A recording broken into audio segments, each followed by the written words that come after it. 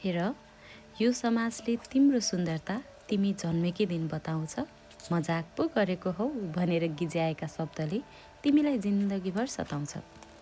यसको अनुहार त पटक्कै कोहीसँग नमिल्ने है। आफ्नै छोरी होइन क्या हो, के जान्नु खै।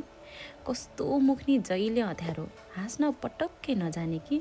गतिलो त्यही एउटा केस छ, त्यो फेरि माथि किन बाने कि। हिँडाइ पनि कस्तो हौ, आवाज केटाको झैँ लाग्छ। लाली पोत्न धन्न जानी छे, यसलाई हेर्न आउने केटा त बाटैदेखि भाग्छ। फेरि उमेर पुगेपछि त स्याल नै घोरले हुने रहेछ। आजकल त अलि हेर्न हुने भएछ। विदेशी हावाले त जस्तो कालो रङ नि फेर्छ।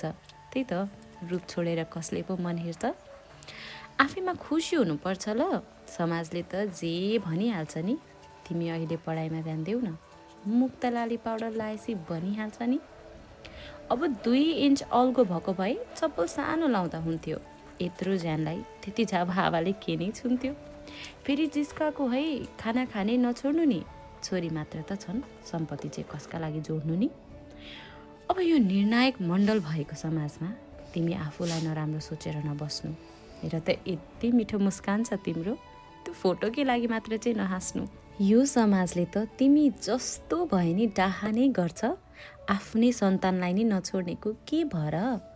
मनमा नलेऊ है भनी मन घुच्ने गरी भन्नेहरूलाई तिमी फुलले मात्र होइन, फुलसहित गमलाले पनि हान्ने गर।